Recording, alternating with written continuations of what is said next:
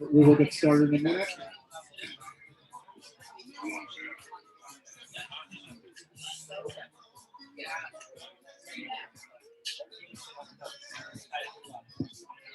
Yeah.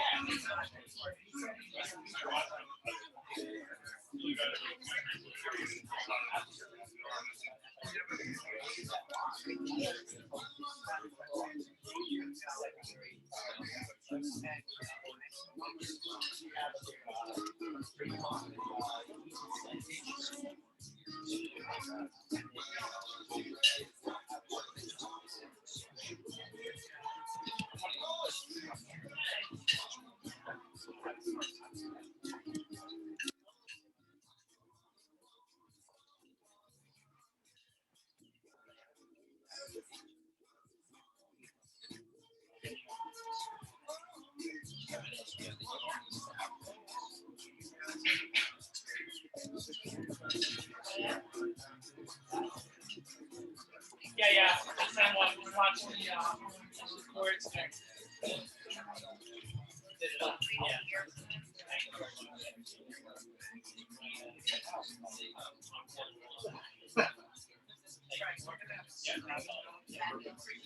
All right.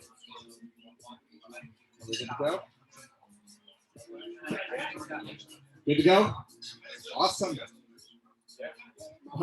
All right. Good evening, everyone. We will get started. Thank you for all those who are in attendance tonight and those who are watching on Zoom as well. Welcome to our session tonight on Schedule for Success in Real Estate. Do you know how to schedule your days for maximum efficiency? My name is Matt Billheimer. I'm the team leader here at Keller Williams Prosperity. I've been here for 8 years, and it's events like these that always really bring me back. These high-level masterminds on a specific topic where we can really, dive deep on a specific topic. Lower the audio. The music. Bill. Sorry. You can lower the music on. Oh, there you go. Perfect. Oh, sorry, I just recording? the music in the background. Recording. All right. Awesome. So, go ahead, Bill. Yep. Sorry about that. So tonight I want to thank our two sponsors. First and foremost, we have Mark Castellano with MJ Lenders Corp. And we have Tobias Title. We have Dan Merlino and Ron Iosa. So thank you again. It's sponsors like those who can help make events like these happen. And we're excited to really dive deep with our panels tonight. So before we do that, co-moderating the event with me tonight is our very own Bill Boswell. He's the operating principal at Keller Williams Prosperity. And also Rainmaker, the Boswell Iosa Group, who did 120 plus million last year in production. So another person will provide a lot of value tonight. So thank you for joining us, Bill. Listen, no, I'm going to do my best to be quiet tonight. I let these folks speak. Tonight's topic, guys, is something that I know I've seen so many people make little changes in their business, little changes in their life from a scheduling perspective, and end up with massive results from that, right? It's also a topic that isn't usually super exciting enough to where people will create an event around it. So I said, why not, right? Let's put this together. Let's get really deep on something that we all need and see what some of the agents performing at the highest level in our state, the highest level in our business, in many cases, are doing, have done, and have seen, that maybe we can absorb some of those little changes, add them into our world, and experience those same changes that others have. So I'm going to open up, and I'd like each panelist just to give us a little glimpse in what their organization looks like. We're going to start down at the end here with Sheldon Neal. Sheldon is based out of Bergen County here in New Jersey. Sheldon is with Remax, and Sheldon's averaging about 100 transactions a year for the last 8 years. Is that right, Sheldon? Incredible retention on his team, a small machine that operates like a machine, right? And a family. Yep. So why don't you tell us a little bit about how that structure looks, and then we'll keep rolling. Perfect. Thank you for having me. My name is Sheldon Neal, as Bill mentioned. I have a team of 5, which includes a transaction coordinator, 2 additional agents, and a client care coordinator. We've been all together for 7 years now, which is something I'm very proud of. We haven't lost anybody. We haven't added anybody. We haven't needed to. We've had very specific goals that would make ourselves and our families happy. And we've got very clear direction on that each year. And we've found a really nice niche and way to hit those goals on an annual basis. Awesome. Thank you, Sheldon, for being here with us tonight. As we move down the line, we've got Megan Wubbenhorst, COO of the Wubbenhorst Group. Only 3 years in the business, and in 2020 did 79 units and 25 million in closed volume. Megan, do you want to talk to us about your team structure? Sure. Hi, I'm Megan Wubbenhorst. I co-run a team with my husband, Kurt. This is our 4th year in business. Currently have a team of 13, 7 sales agents, including my husband, and 6 support staff, which includes an ISA, full-time director of operations, a transaction coordinator, and a director of media who handles all of our marketing and all of that, and then myself who manages all of the craziness. So yeah, 4th year in business. I started in New York City doing rentals, and then came out to Jersey to live the suburban dream. And we started residential real estate up here 3.5 years ago. Beautiful. Thank you, Megan. Thank you. Up next, COO of the Sue Adler team, Scott Schumann. The Sue Adler team is the #1 real estate team in New Jersey since 2013. A little over 200 million in volume closed in 2020. I believe year to date, you're around 250 million either closed or under contract for this year. So you're about to blow those numbers out of the water. So you having that organizational mindset and watching a team grow to what it has been, it's it's certainly a blessing to have you with us today, Scott. If you would just tell us a little bit about how that's done. Sure. Thanks for having me. So we have 36 people, I think, right now. So we have 17 buyers agents. We have 2 listing success managers that do everything from the day we sign a listing all the way through the day we go under contract. We have 2 transaction coordinators that do everything from the day we go under contract to the day we close. They have an assistant. We have 4 ISAs. We have 2 runners. We have 2 writers. We have a professional photographer on staff. We have a marketing person. We have me. We have director of operations. I think I covered everybody. Oh, we have 3 listing agents too. I can't forget that. So I think that's everybody now. So happy to be here. Thanks. Awesome. Thank you, Scott, for being here. And then last down the line, we got Chris Pachaki, founder of the Chris Pachaki team. And you're based out of Jersey City, Keller Williams, Jersey City. 30 million currently pending, and 140 units closed year to date. So Chris, you want to talk to us about how your team is structured? Sure. Thanks for having me as well. Scott, you make me feel like a little gnat sitting here. But I really appreciate the invite. And I was just explaining to Megan that we get our water in Jersey City from Booton, and it's really delicious water. But I was a teacher in Jersey City for 15 years. At the same time, I was a real estate agent. I left about 5 years ago to continue to be a full-time agent. And we have a team now for about a little over a year. Jessica, my director of operations, is here. And we have about 12 members of the team. So we have 6 sales agents, including myself. We have a runner or a production assistant. We have a VA who handles most of our database. We have a listing coordinator who maintains contact with the clients and makes sure that the listings go in the system successfully and that everything is correct. And also follows up on feedback and things like that. We also have a transaction manager who follows the transaction from beginning to end. And right now we are in the process of hiring an ISA to handle additional leads and provide additional leads for our team. And we also have a rental specialist on our team because we're in the city. There are a lot of rentals, so there was a need for that.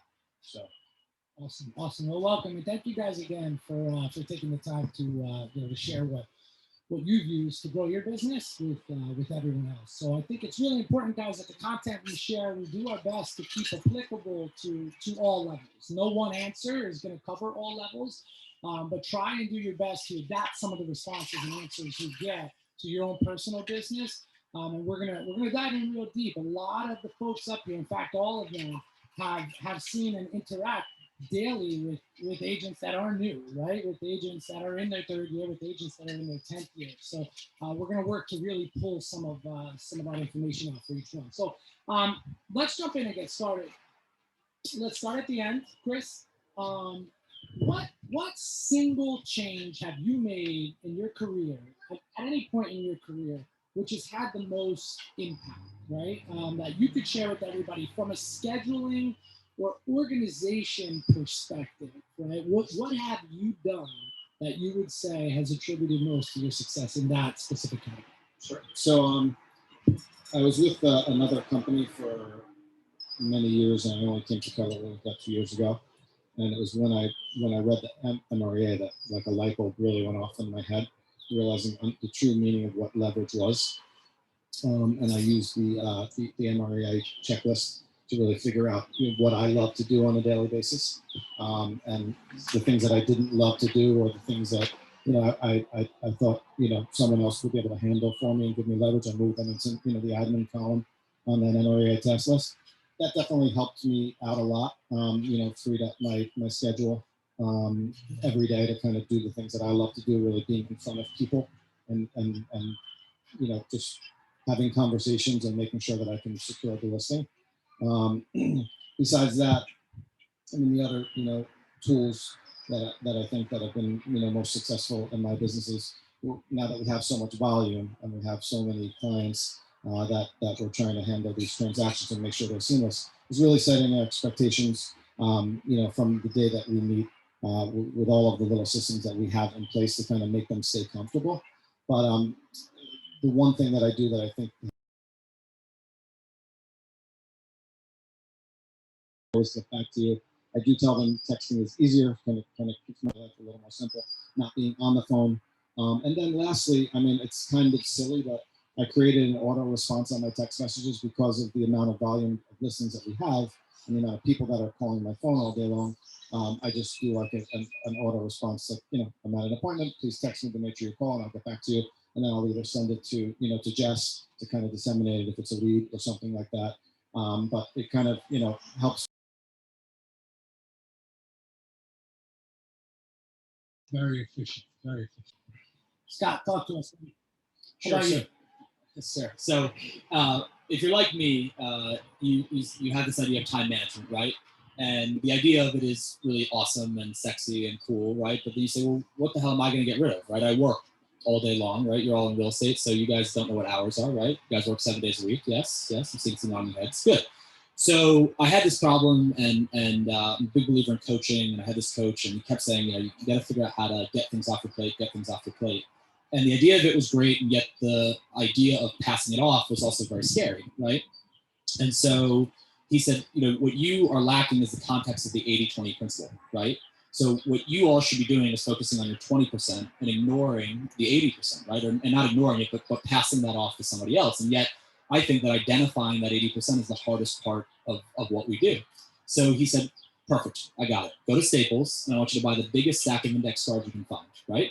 So to Staples, I got a big ass pack of index cards, right? You're not supposed to swear on this? Sorry. I know. We got demonetized on YouTube already. This is bad. It's off the rails already. So get a big stack of index cards. And what he said is every 15 minutes, I want you to write down what you just did, right? So keep writing every 15 minutes throughout the week, write down everything you just did. If you were on Facebook, playing around, that's 15 minutes, right? You went on CNN, that's 15 minutes. You made a phone call, that's 15 minutes, right? So at the end of the week, you can imagine you're gonna have this really big stack of a bunch of things you did all week, from the morning, from the second you wake up, to the second you go to sleep. Then you have to find a partner, and a partner that has a lot of time on their hands, yes, but somebody who's willing to go through each and every card with you, right? And this is where the magic happens, because what they ask you is that something you had to do that only you could do, right? Is that something that you had to do but somebody else could do for you? Or is that something that you did that, why did you do that? That was ridiculous. You should never have done that, right? And so then you get 3 stacks. And this is the fun part. The third stack, the stuff you should have done, that you did, but you should never have done, was a waste of time, that gets pushed off the table, right? That's all stuff that you have to remove out of your day-to-day life. The middle pile, which is stuff that you did, but somebody else could have done it, right? Your dollar per hour, and understanding your dollar per hour is part of this exercise, by the way. Your dollar per hour is higher than the value of that dollar per hour. That's stuff that you can hire out, right? An assistant, a VA, Fiverr exists for activities like this, right? And these are people that can work from $5 an hour to $10 an hour. It's easy, quick ways of getting people to get stuff done for you. And then there's that pile of the stuff that you have to do. That's your 20%. Now you can actually create your ideal daily schedule because you understand what your true 20% is. Good. Thank you. Yeah. Staples like 5 minutes from there. You all think you're in the middle of nowhere. There's a Staples right there. We all need index. Go ahead, Megan. Yeah. Yeah, I guess mine very similar, kind of a combo of the two of you. I love efficiency, and I preach that for our team. And I try to be as efficient as possible. I have a 7-month-old.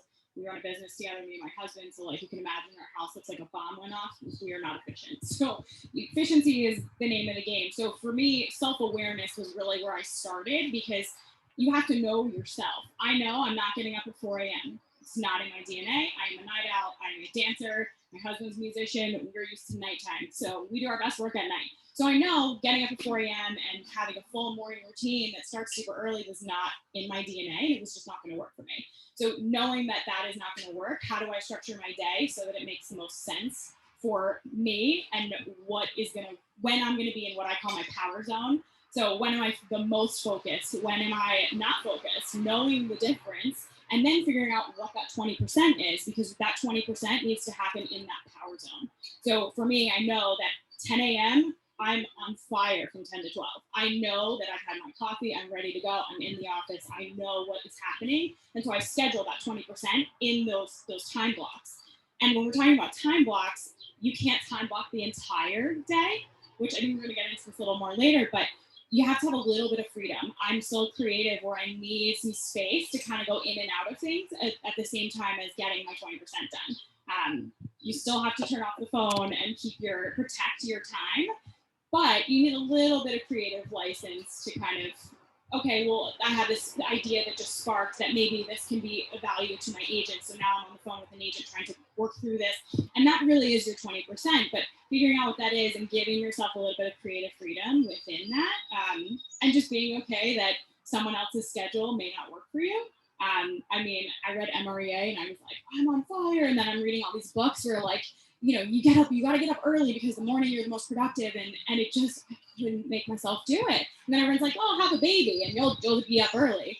My 7-month-old sleeps till 7. I'm still up before her. So that didn't work either. So now I'm realizing that, and I really like circadian cycles and all of those things. We can get really heady if you wanted. But again, it goes back to knowing yourself and knowing when you're most productive, when you are going to be in that power zone and make it work for you. Because what someone else does may not actually fit your lifestyle or your schedule. But yeah, efficiency and knowing your 20% are key there. How long do you try something before you say, okay, this isn't for me? I usually try to give it a month. Okay. Usually a month, yeah. And I think, again, going back to knowing yourself, you have to know if you're pain motivated or pleasure motivated. That took a while for me to understand that I'm actually pleasure motivated, not pain. Some people are like, oh, well, if you don't do this, then this will happen. That doesn't really motivate me. But you tell me I'm going to be able to do something else, that'll get me going, you know? So again, knowing yourself and what your rhythms and cycles kind of look like. Yeah. Beautiful. I'm glad you gave us that answer because, a month is at least enough time to give it some time. So many people, they try something new after a week, right? Their new gym routine, by the end they're done. Their body hasn't even begun to adjust. Their mind hasn't begun to adjust. Their rhythms haven't begun to adjust. And then they give up and then they kind of go back and never really see any permanent change. So that was a perfect answer. Thank you. Sheldon, let's hear it, baby.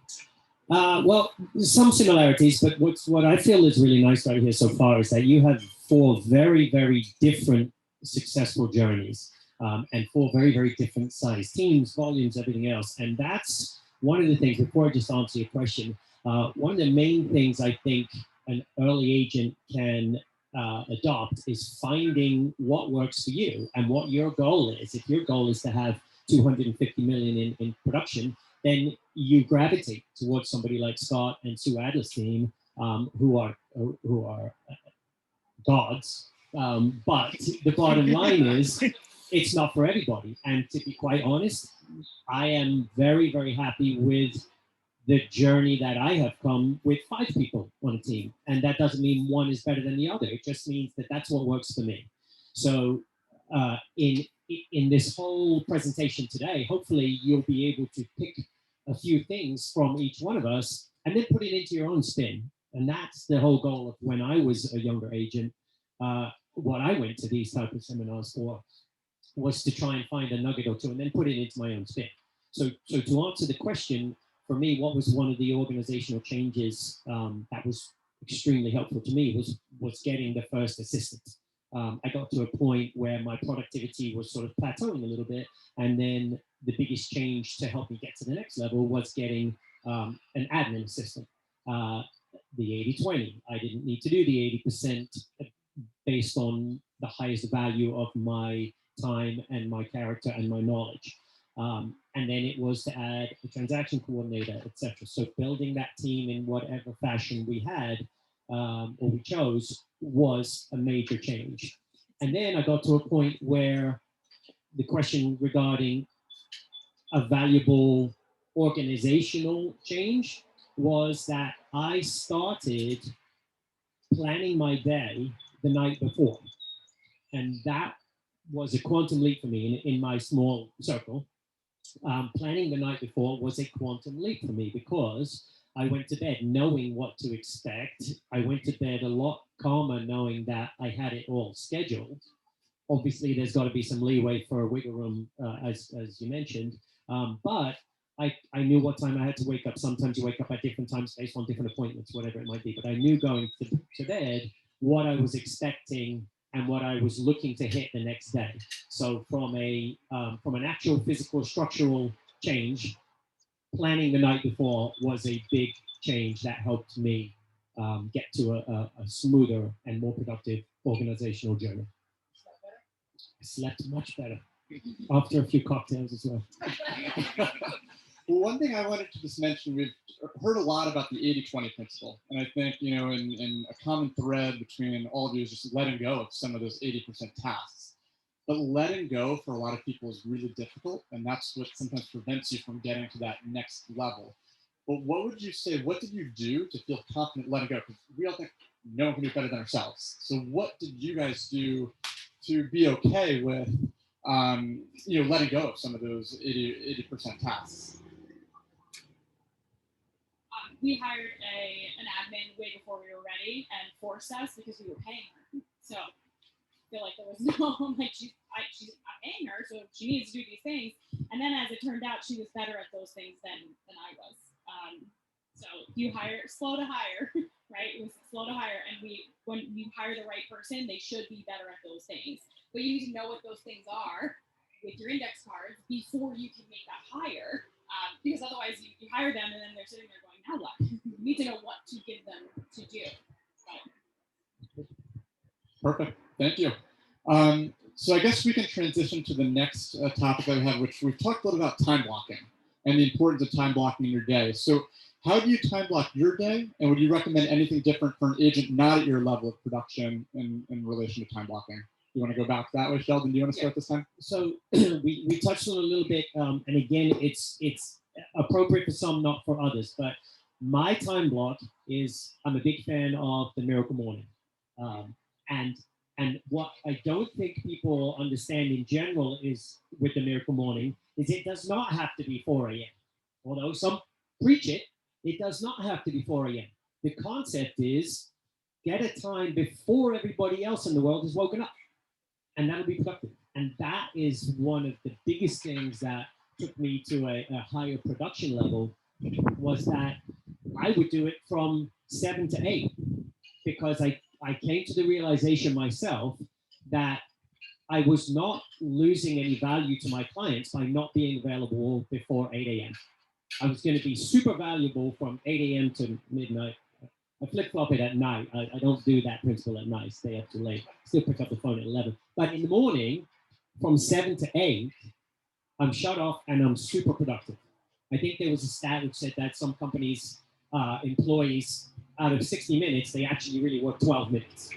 So if you shut off and really focus from 7 to 8, you can get a really productive 60 minutes going before the day. And then the old David Goggins phrases of now you've got, 1 or 2 wins already under your belt before the day has started. And there's some psychological benefits to that. So the concept of the Miracle Morning, I buy into a lot. Not getting up at 4 or 5 a.m., but getting productive early before the day gets started. And if it's from 7 to 8, I'll set the alarm for 6:30, go to the bathroom, from myself look as pretty as Bill. And then by 7 a.m., I'm prepped and ready to go. And I have a solid 60 minutes on my days off to a really good start. Perfect, perfect. I'm gonna go just a little deeper on something Sheldon just touched on. So I worked with a life coach years ago out of Manhattan, and he gave me a really nice tool. It's for somebody with ADD, this is like gold, right? When we try to look at an hour and say how much can you get done in an hour, that's challenging still if you're getting distracted, even if everything's quiet, right? I can be distracted by anything. So he told me to get a kitchen timer, one of those wind-up ones, not my phone, because if I set a timer on my phone, then I'm looking at my phone, right? But a kitchen timer, wind-up one, he said 20 minutes max, right? Just do that, 20 minutes, and for that 20 minutes, you're hyper-focused on whatever that specific task is that you're doing, and if you finish that task in 20 minutes, you move on to the next one within that 20 minutes. After 20 minutes, you can take a minute, do whatever you want, look at whatever you want, reset it, and then go right back. It creates these much smaller sprints, right, within that hour that lets us be hyper effective. So awesome. All right. Anybody else wanna jump in on that? Like what your day looks like, time blocking wise, and All my ADD people, raise your hands. I knew that's why I liked you. So I don't really time block everything because I kind of thrive off of craziness, and I get a lot of adrenaline when my day is really crazy, and I have like text messages and emails and phone calls, and people are asking me questions, and I'm stopping by people's houses, and I love that, all of that energy. I time block certain things throughout the week. I definitely build thinking time into my day every morning. I sit by myself and I have coffee in the morning, and I'm not really looking at my phone. I'm just thinking about what we can do to either bring our business to the next level or create a new system to make our lives easier. And all of our systems are really based around, client satisfaction. Like, how can we create a system that's going to make our clients really happy at the end of the transaction? And we've built some really great things, recently in the past few months that I'm, super proud of. But every Monday morning, I had mentioned, right before my meeting with our transaction manager, we have our weekly report from our agents on our team, and they basically fill in every single client that they're working with, every single referral that we get. And by the way, we just put a referral from you under contract this week. So where the transaction is at, whether we're waiting for an appraisal or whatever, and what objections the agents have experienced that week that they want help with. So I'll meet with my transaction manager. We go through all the transactions, and then I'm kind of free after that. And then every Tuesday morning we do our team meeting, which is also very, very structured. And after our team meeting, we break out into like a mastermind together, and we address all of the objections. So we know we're handling everything that the agents need to know or issues that they've had during the week. So that's, super helpful. And then Wednesdays, I'm usually pretty busy, just kind of running around, working on listings. And then Thursdays, I always build out time to read a book about, something about, self-growth or something like that, or relative to business. And then I have my coaching call right after I read my book. But I'm reading a really good book right now. It is called The Blueprint for an Insanely Successful Business, and I recommend anyone that wants to build a business. Every chapter is just incredible. And it really talks about building up thinking time, and also our new word, which Jess says, if I say the word optics one more time, she's going to kill me. But, really looking at all the fine optics in your business and where you're getting every single lead from. And, now what we're doing is we're just looking at these optics weekly, on a weekly basis. And we're realizing that all we have to do is just double or triple what, brought us success previously. So, and that's pretty much it. And Fridays, usually kind of like a cool down day, just kind of following up loose ends. And I really don't work weekends, although I worked my first open house recently and came out of retirement because I had a crazy client. But how was that? It was okay. It was fun. It was fun. Yeah, it was definitely fun. But, So what I'm hearing is you have pockets in your day where you have dedicated tasks, right? So there's some structure there. There's also some flexibility there because you thrive in chaos. But as you talk through your week, and again, this is where we can get really applicable to agents on every level. You have like a dedicated thing each day of the week, right? Monday's your client day, Friday's your cool off day, Tuesday's your team day, right? Where you guys are all connected, you're handling those objections, you're getting deeper with them. So it's a creation of kind of a flexible daily schedule, but also a weekly schedule where everything has purpose and structure, and people tend to be more comfortable in that. Quick question. You thrive on a chaotic environment, right? You know that about yourself. So again, we go back to self-awareness so people can become aware of that. Does your admin thrive on chaotic environments? No. She likes to lock her door. When I come, she's like, the tornado's here. Yeah. Because I come with a lot of ideas. And, it's, all the interruptions. Like she just started, I'm not allowed to text her. I can only email her because I'll text her all day long. Like things, I just saw this one and this is going to happen. I'm getting this listing. And she's just like, enough.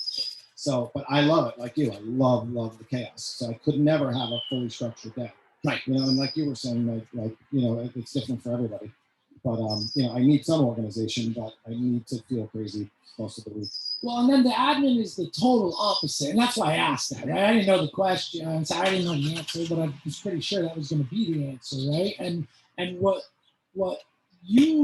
as self-awareness is that your admin, who's vital to your business, your success, and your organization, right, knows that, or that admin is not going to thrive in that chaos. So you're aware of that. And when she says, hey, do me a favor, don't text me, just email me, because that creates a little structure. In her world, you do it, right? So when we reach a point where we're hiring people or scaling or adding more people, be really aware, and the KPA is great for that, right? So we get a real, keen insight on who it is that we're dealing with from a relational perspective and the environment that's comfortable for them. But the only way that relationship even works is that you know what she's comfortable with, or he, and that you're able to set up that environment to work for both of you, because you can't be super structured in a box, right? And they can't be chaotic with things firing at them at all times, or else one or the other are going to shut up. Except now I call her instead of texting her because she says I can't text. So I just keep ringing her phone. Then she double clicks and puts in the voice. Yeah. Our director of ops yells at me on a daily basis, right? So as soon as Ronnie too, as soon as we step outside that norm, that process, and sometimes we need to be reminded. But it's important to have someone who can tell you that, because if they don't, and they don't have the ability to push back, they're just going to leave one day because they can't take it anymore. And they're not going to be able to step. Yeah, that's what I was going to add. Is I think that so many people think of admin as just a paper pusher, right? Someone who's going to input listings in the MLS and do some things for you. And yet, like, your admin should be your boss, right? Like Melissa, who's one of our success managers, and has been with us for 7 years. Like, I answer to her. She tells me what to do, right? When things are going on in our business that I don't see, she comes and she tells me, she's like, you got to go fix that. Like, that's going to become a problem, right? And so what we found in our business is that if you go out and you take Recruit Select or Career Visioning now, with Keller Williams, they talk a lot about the DISC as well, right? So you have a D and I and S and a C. Traditionally speaking, salespeople are D's and I's, right? High drivers, high interactors. And then you have S and C, so stability and sort of like control, right? And so S and C's are typically admin, right? They're the people that love the paperwork, they love the fine details, they're very black and white.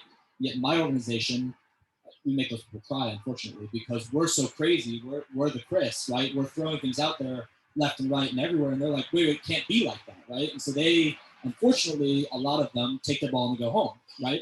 And so we found in our hiring process is that if you're not above the line driver, right, you're not going to be successful in our organization, not because you're a good or bad person, simply because your personality and the way that our business works and runs isn't a great match for each other. So that has nothing to do with time blocking, but I don't know, hopefully that was something.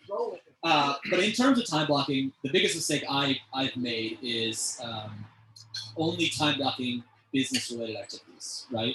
So I think when people hear time blocking, it's like productivity, gotta be more productive, right? And yet there's the other side of it, which is everyone here has a life, right? Life and family comes before the business does, right? And so I think that when you look at time blocking, it shouldn't just be, okay, I have to prospect for 2 hours in the morning and 2 hours in the night, and I do this, and this, right? Monday through Friday. Like, there has to also be that, I'm going to take an hour every day and go to the gym if that's what you like to do, right? Or my business, like Kristen, stops at 4, right? And I'm going to go home and I'm off at that point.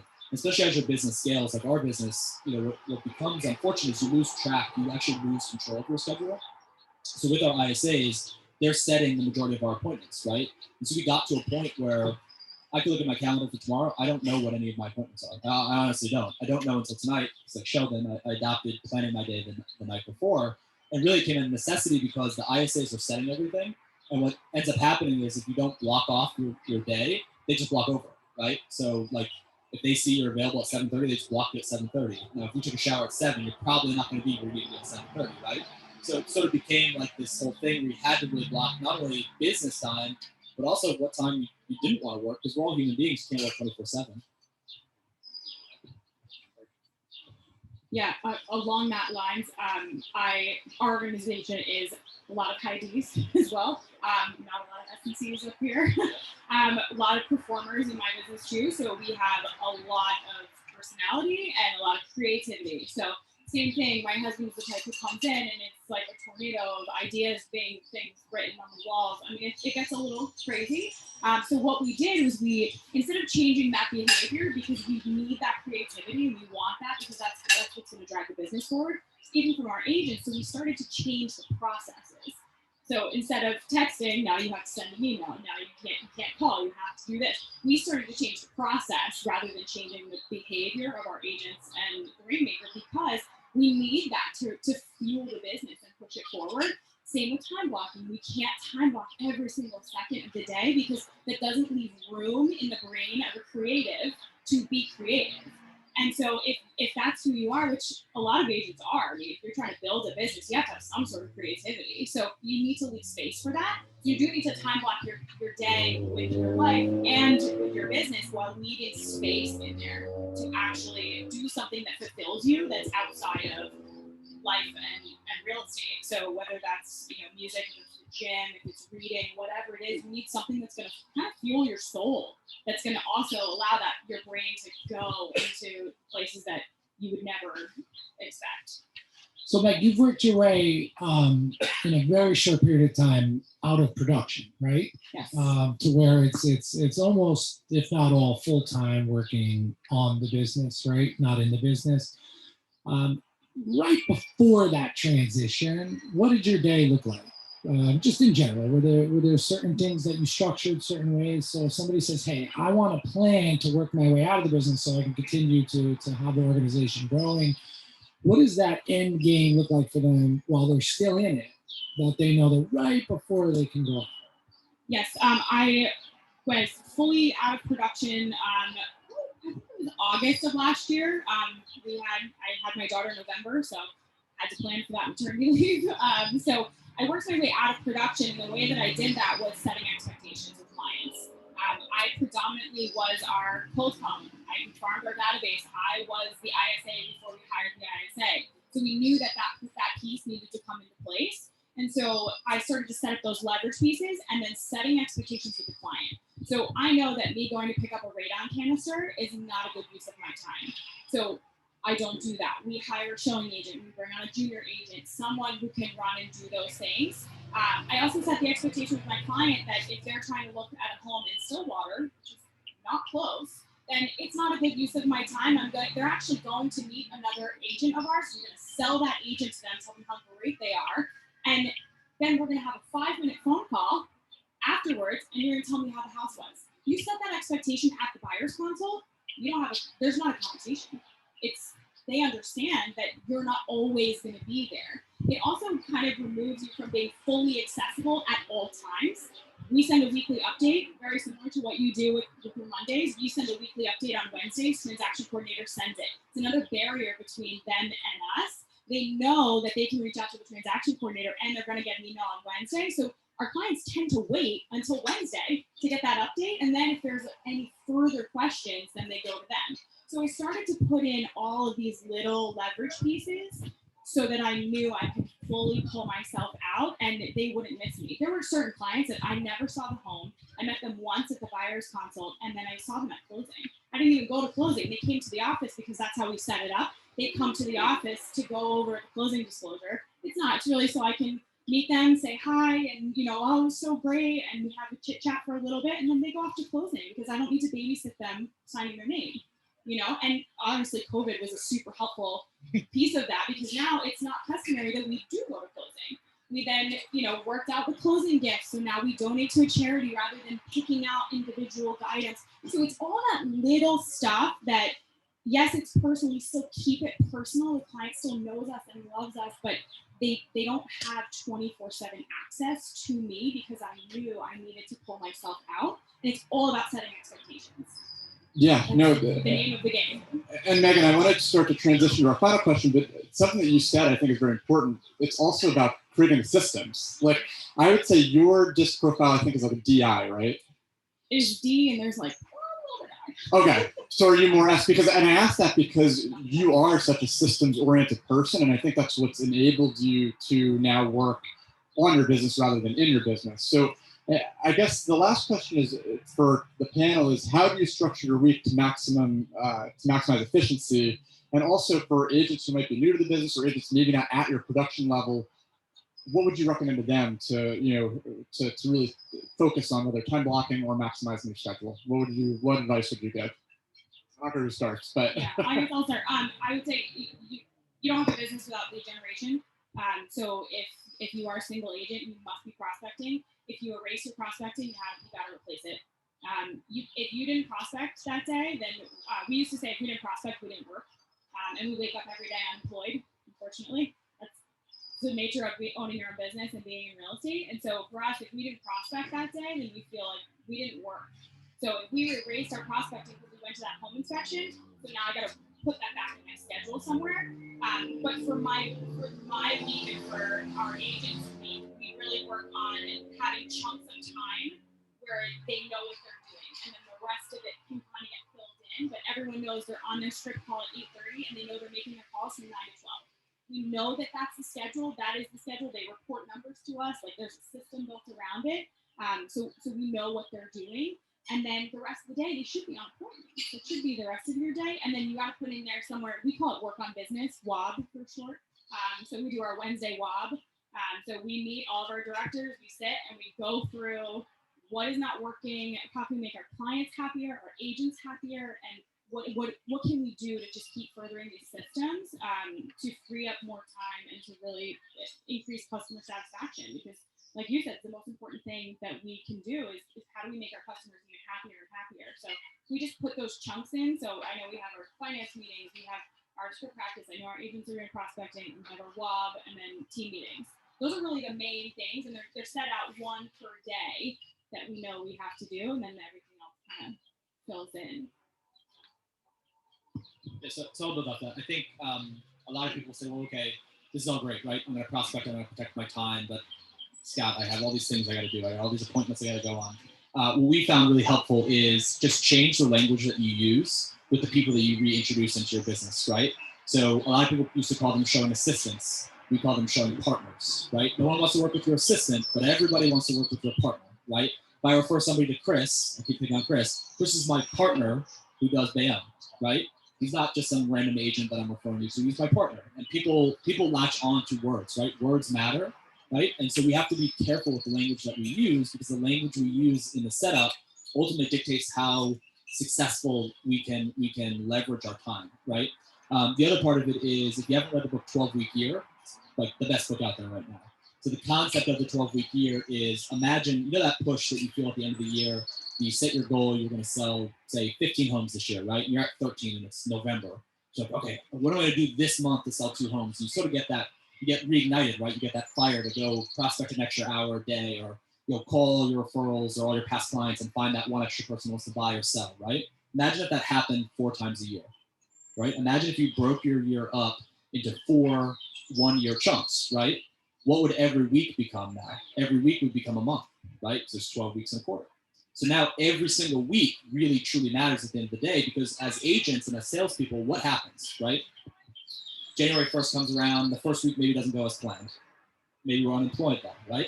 Second week comes around, maybe it goes well. Third week comes around, doesn't go as planned. And we keep going through the year, right? But what happens is we eventually get to a point where we can never reach our goal. And yet we're reaching for a goal that we set way back when, and yet we lost the ability to actually reach that goal probably sometime between April and May. We didn't even realize it. And so when you break your years down into minute chunks, right, 12-week years, now everybody's on the same mission, that your goal isn't about what we're going to do December 31st. It's what we're going to do. In my case right now, it's June 27th, right? So my whole organization, all we're talking about right now is June 27th, which by the way is next week. All we're talking about is next week, right? Next week, because that's the end of our year, right? So we're all in this last minute push to figure out what can we do to reach our goals for next week. And then the best part is we're going to take the 13th week off, right? Because there's an extra week built in weeks. And then we're going to set our goals for the next 12 weeks. So from a time blocking standpoint, that's been really transformative. Nice. I got that book on my back seat. I haven't touched it yet, but it's ready. You should read it. I don't have to read it now. Books are funny. I wish they would like osmosis into our brains. They don't work that way, unfortunately. Sheldon, how about you, buddy? What does a week look like for you?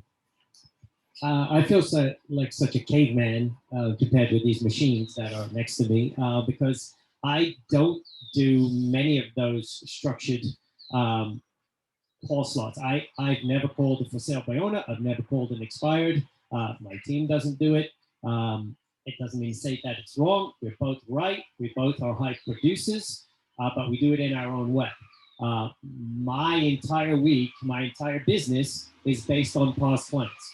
I average between 88% and 92% of my business comes from past clients in Sphere, and I work that area to the highest value that I can possibly give. So I have never had a 9 to 12 call time frame ever, and it's just been the path that I've chosen, and it has allowed me to close 100 deals a year, 50 to 60 million on a regular basis, but under my terms, which again is why I started by saying I think it's so great that there's such a wide variation of success at this table, because you better believe that the people that might listen to it might relate to a different one of us.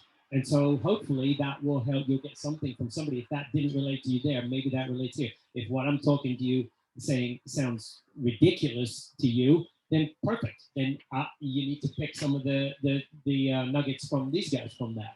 So I think that's tremendous. I've learned a lot from what I've heard today as well. Setting the expectation, it seems so obvious, but why don't we do it? But I love that, and I'm going to make note and do some of those things as well. But my week, very much like my first statement of my next day starts the night before, my week starts on Sunday night. Because on Sunday night, I now look at the 7-day calendar. The night before, I look again at the 24-hour calendar for the next day.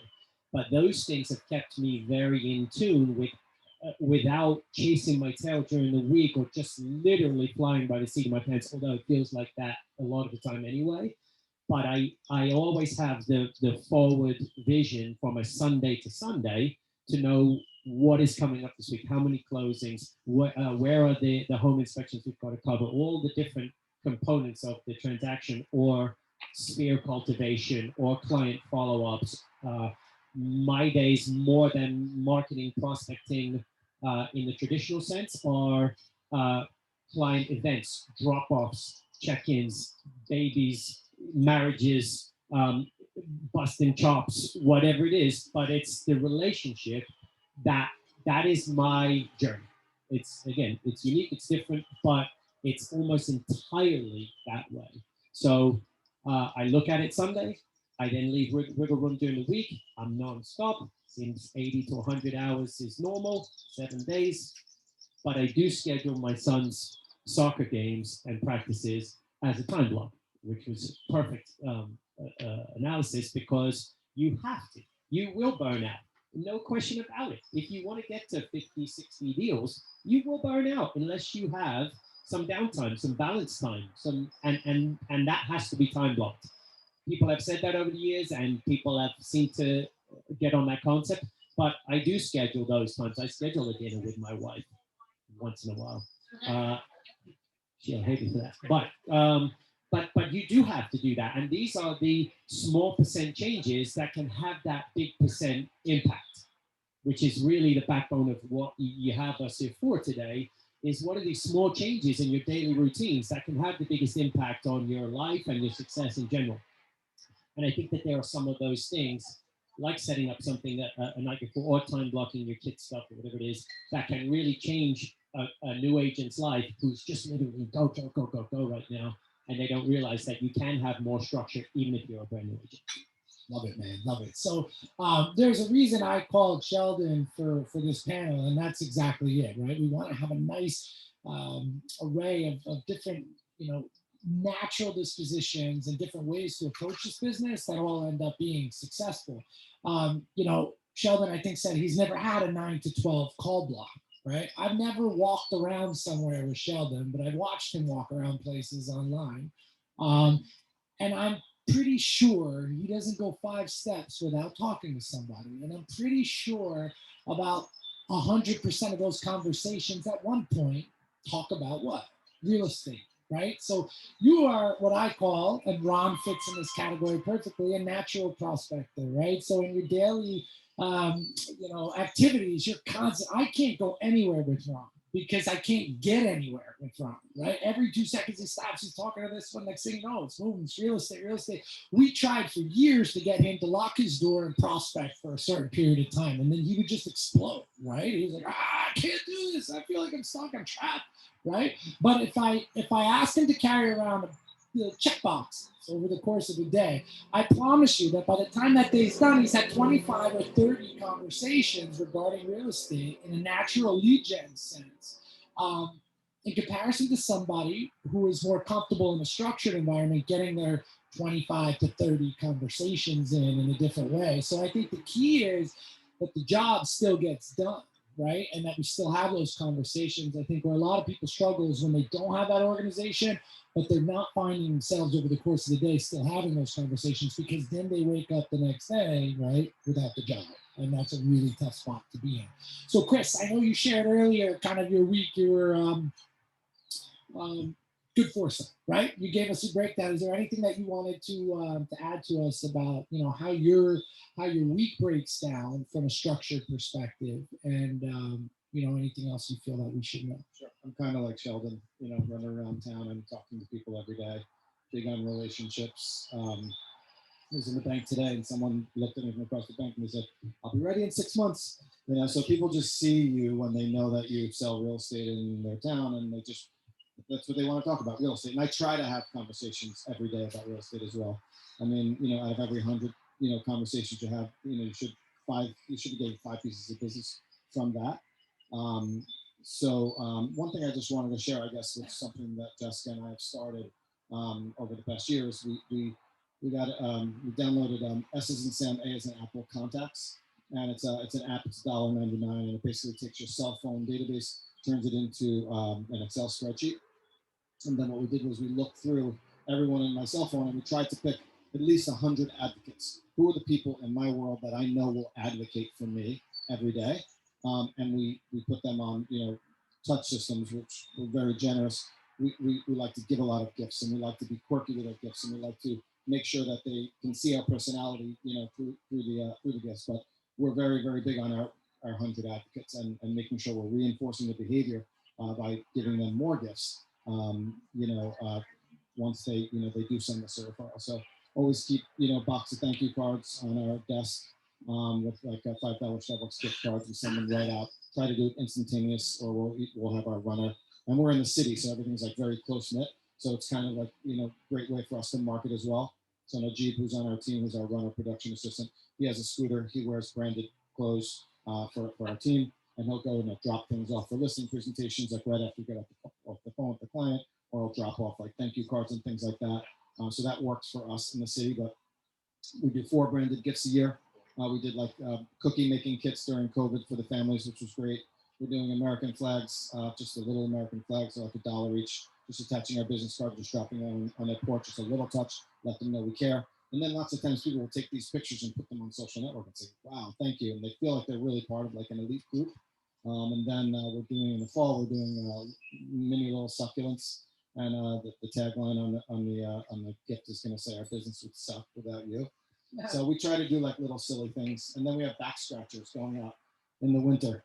And it's basically says, I'll scratch it back if you send me a referral, and they're branded. So it's just little silly things that people think, get to know a little bit about personality. So definitely figure out who your advocates are on your cell phone. They're right in your cell phone if they know, like, and trust you. you will get business from them and keep on touching them in lots of different ways. Awesome. Awesome. Well, you guys did a great job of breaking that stuff down for us. Like I said, this is usually content that's not super exciting, but something that we all have to hear. And you guys did a really good way to make that personal real. I did ask their permission to open it up to some questions here at the end. So I'd like to, I'm going to hand the microphone here too, and then I'm just going to let you guys ask any questions that you have to any specific individual or in general. So, Sheldon, take my mic. While they think of questions, is there anything that you guys feel you should or could convey to the group of agents, our agents on Zoom and online, based on what you've seen, market change, any little pieces of advice that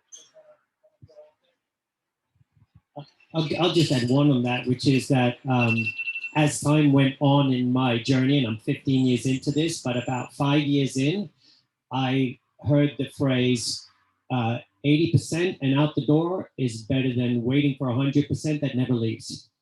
And that has really driven my productivity, because it doesn't have to be perfect. In fact, a lot of times it's better than it's not, because it makes you look more human. So I will get, if I'm waiting to get 100 marketing mailers or 200 marketing mailers out the door, and I get sidetracked and I only get 150, the 150 will go. And if I get to the other 50 that day, the next day, whichever it is, that's fine. But 150 people now got something that I wanted them to get. Instead of me waiting to go to the post office with 200 and I lose another week, or I get to 190 and then suddenly Easter's gone. And now the Easter appropriate marketing mailer is now no good. So 80% and out the door is better than striving for 100% that never leaves. So that was something that really resonated with me, and I just try and now turn and get things out when they need to get out in the best timely fashion I can, whether it's perfect or not. We have a question from online. They want to know what you do in your miracle morning. What do you do? Okay, yeah. So I make it specifically an hour only. I like the egg timer idea, but I only make it an hour, and during that time, I will do very in-depth CMAs in particular. That's when if I've had 2 or 3 listing appointments that day, I want to try and get to that as soon as possible. But if other things during the day have stopped me from getting to it before midnight, then that is on my list for the 7 to 8 a.m. And again, 7 to 8 a.m. doesn't seem very early to a lot of these miracle morningers who are up and out the door at 4 or 5. But you'd be amazed how productive that is if you really just have what I call the big 3. The night before, that night before thing that I do, I put my big 3 in there, which is for the next morning between 7 and 8. It might be creating a marketing piece. It might be what next client gift am I going to send out? So I'll do the research on it then, and then I'll have it ready for my client care coordinator when she gets on up and on, so she can now run with it. It's usually includes one of those 3, prepping what I need to send out to my team, so that when they wake up and hit the ground running, they know what I expect of them that day. So that time frame, I'm not disturbed. So all of those items, which are critical to my day, are addressed with no distraction between 7 and 8. And again, it doesn't have to be 4 or 5 a.m. You can still do a miracle morning type concept and productivity if it's 6 to 7, 6:30 to 7:30, whenever it is, or even 7 to 8, because I don't believe that my clients will be mad if they can't get me at 7:30 in the morning. Yeah, that's the original one. But again, there's a variation of it. It's just a little bit more rigid. And then you have Mike Mayer, who does a very similar one, Generosity Generation, which is fantastic. But I take a piece of it. I take a piece of Hal Elrod's one, and I made it my own in that type of concept, and I use it to do my big 3, which means that by the time it gets to 8 o'clock, I got 3 wins already, and I'm already pumped up, and I go for it. So I have a question. What does each one of your listing appointments look like, especially the 15-minute? Like, what do you do? Like, because I go in and I spend time to build that relationship, to like let them know who I am and I get to know who they are. How do you do that in 15 minutes? Like, Shall we get the bag? Yeah, so I mean, basically the client calls me, they're interested in selling their home, and I will, send sure. a scooter with the bag? Yeah, so the client will call me, she's interested in selling her home. I don't really ask many questions, I try to be pretty brief, and I just explain that the first appointment is really for me to just walk through the property, become familiar with it, and then we set the appointment, and then we have this bag here that gets dropped off to their house within a half hour. So either a Najib, our production assistant or runner, will go, or we'll send it in an Uber. Again, we're in the city. We ring the bell. Automatically, we've shown a lot of value, and we kind of got them off, got them really like excited and realizing we're different, especially if we're interviewing multiple people. And then we have this marketing book inside, which kind of is our book of value, explains absolutely everything we do, from beginning to end. A little bit about different reviews that we have and our approaches on different things. It explains everything, so I don't have to explain everything. And then we ask them to kind of look through it prior to our meeting. And then we also have a candle inside that we give like as a little gift, and it says your house will be sold before this wick burns out. And then we have some pens, some business cards, and then there's a thank you card for calling us in there, and it says see you at tomorrow at 3 o'clock or whatever. And then we walk through the property. I walk through the property, and I tell them that it's going to be 15 minutes. I'm not going to be there that long. It's just really I just need to see the property. So I walk through, and then I tell them that I will get back to them within 24 hours, and I'll send them the analysis. And then I ask them to give me a call so we can go over it together. So I do the 24-hour thing on purpose. First off, it gives me a little time. But secondly, I like them to kind of wait, because if I make the process too easy for them and I sit with them for too long, I think that people in 2021 are super busy, and I don't think they want to sit for that long. But I also think that if I made the process really easy and I provided them the market analysis, they can easily call 3 more people. So I kind of stretch it out over the 24 hours.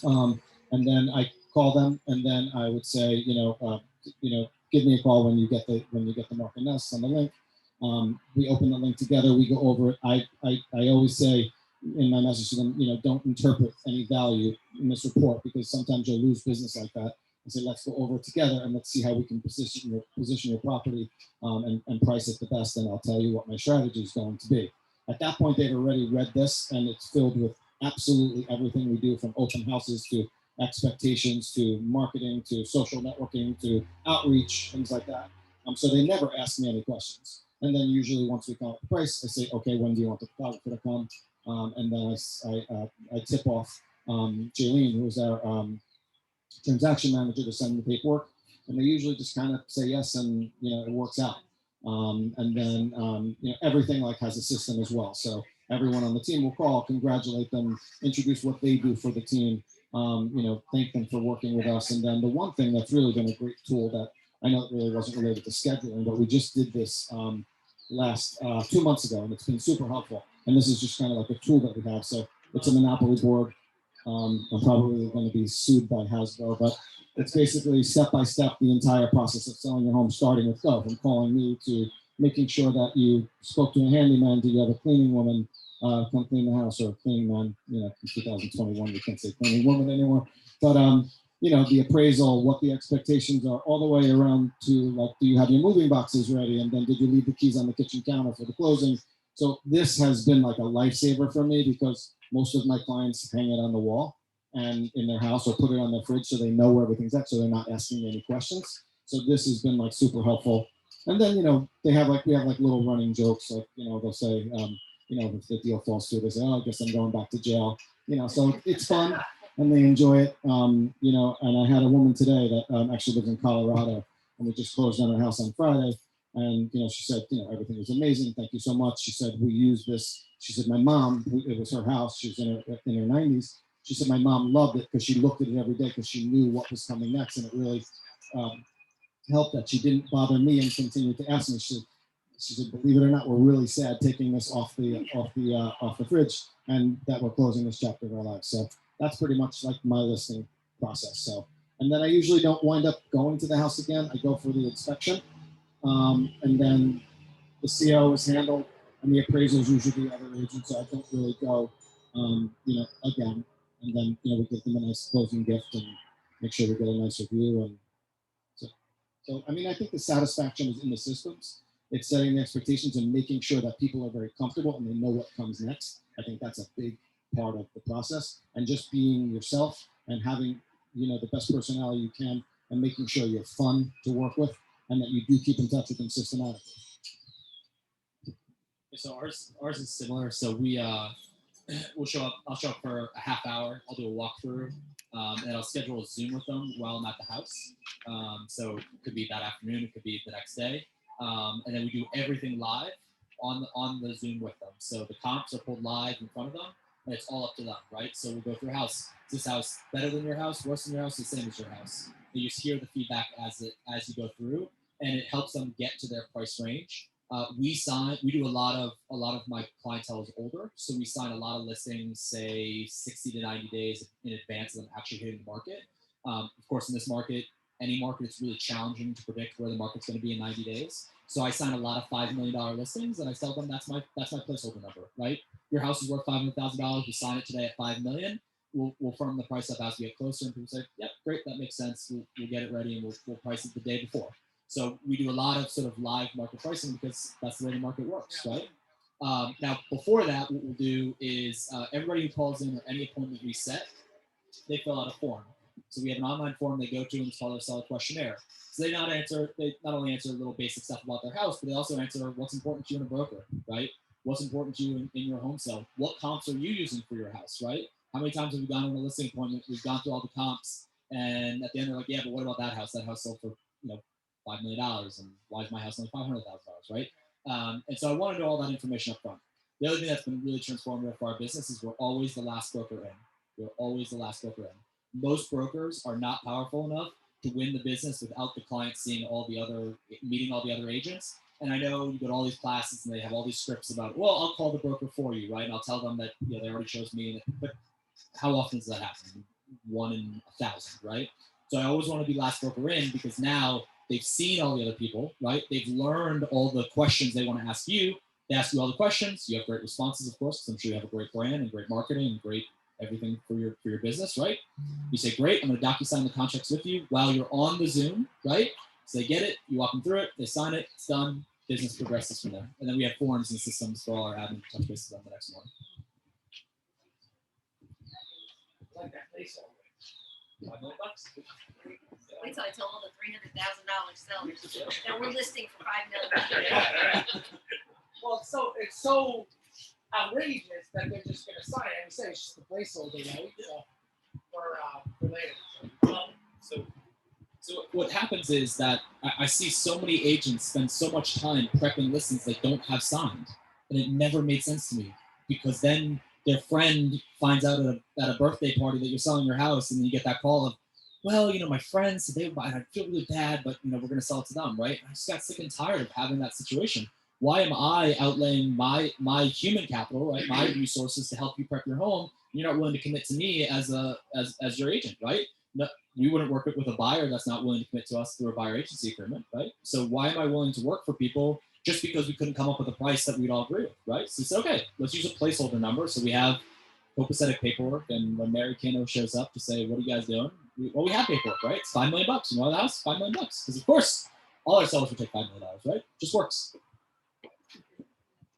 We've actually moved a lot of our, I would say probably 75% of our listing appointments start on Zoom now, which has actually been really beneficial, considering we do cover a pretty wide range of area. So our agents are actually doing a lot of the initial meeting on Zoom, and then it goes right over to the transaction coordinator, paperwork goes out. I mean, we've really been able to kind of stack the listing appointments that way. And people don't mind you not walking around the home. And if we need to make the same thing, if we need to make price adjustments, we do. After you go, because we always go and do a prep to see if we need to stage it, what we need to do. etc. So that's usually the first time that the agent ends up in the home. And then if there's any adjustments needed on pricing, but the Zoom actually was one of the great things that came out of COVID because we are able to stack those listing appointments and we try to cap them at under half hour. Because then you can really maximize your time. So one of the blessings of COVID. I'm so primitive. I feel very small. I absolutely adore the Monopoly board. I think that is genius. I mean, oh my gosh. Oh my gosh. I don't do any of that. I wish I did, but I don't. I have the good fortune of the listing appointment being a referral.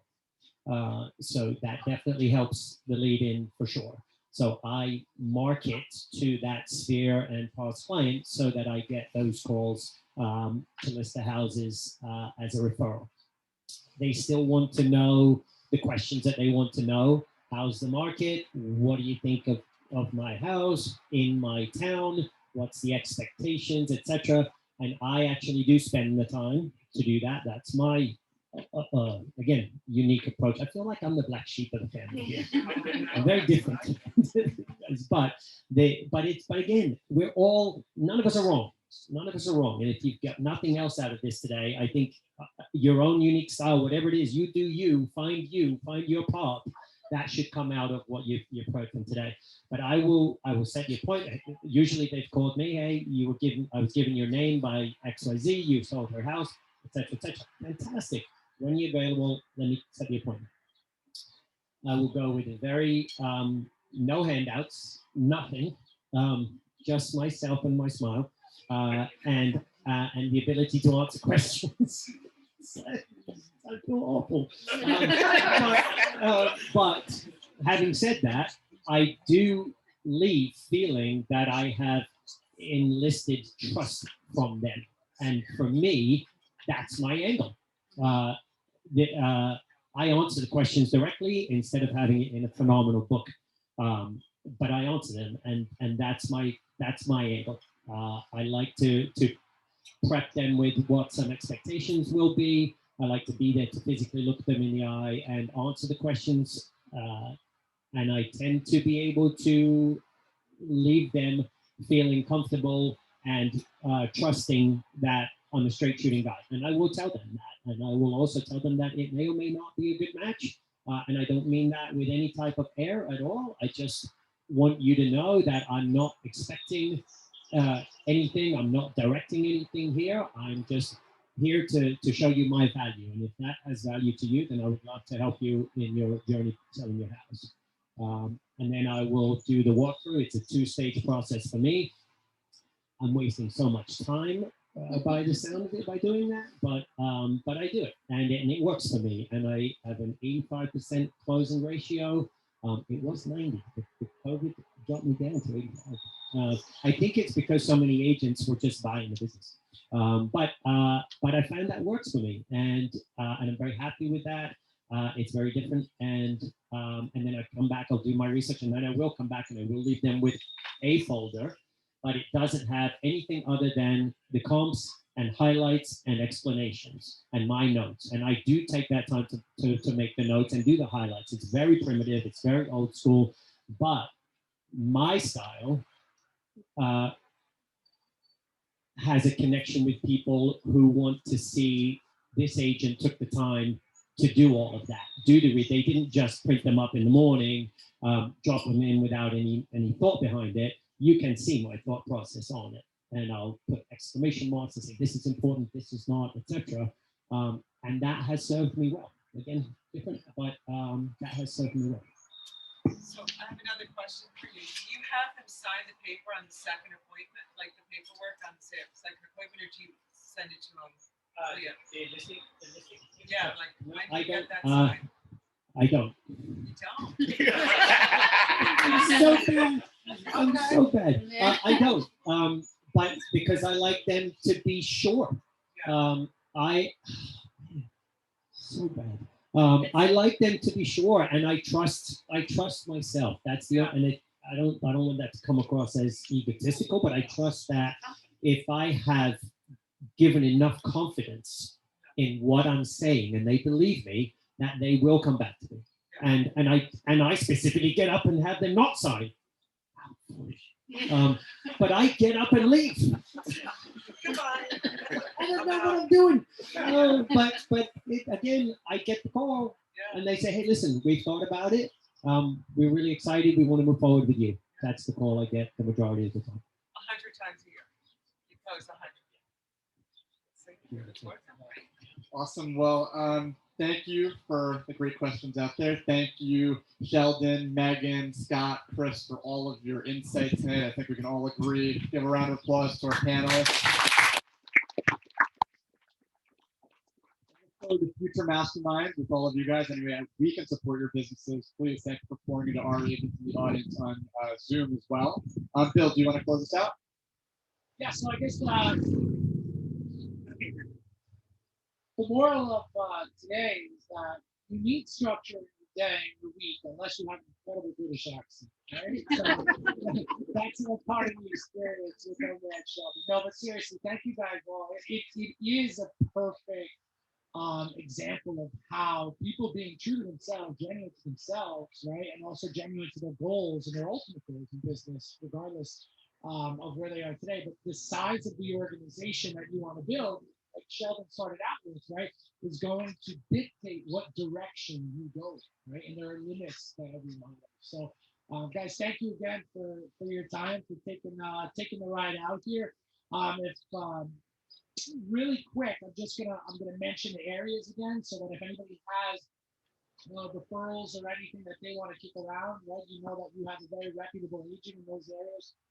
So Sheldon, predominantly Bergen County, right, runs the show down there. I urge all of you guys to follow him on social media. We get at least 2 smiles a day, right? Megan is rooted right here in Carolina, born and raised, right? But you guys are pretty geographically, diverse when it comes to the areas that you cover. Scott, we're Short Hills, right? Base, but all the train line towns, okay? We don't have any of those out here. Maybe a few scattered. And then, Chris, you're in Bayonne, right? You venture outside, cover Jersey City. Jersey City, New York. We just hired an amazing expansion network for Monmouth County, so county as well. So mostly Okay. Perfect, guys. One more round of applause for our panelists. There's still food in there if anybody wants to hit it, and a quick round of beer and wine if anyone wants to mingle. If not, you're free to go. One more time, thank you to our sponsors, right? Tobias Title, who sponsored our event here today, and Mark Casamasina and MJ Lenders Corp in the back. He was unable to make it, but a great supporter of bringing valuable information to all you guys and you guys out there at home, so you can continue to grow your business. Thank you. All right.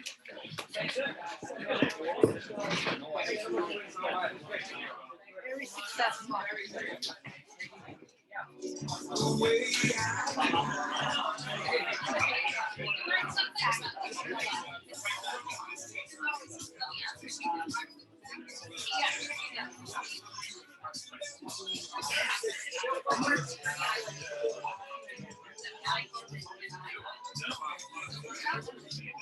Thank you, Kevin. Yeah.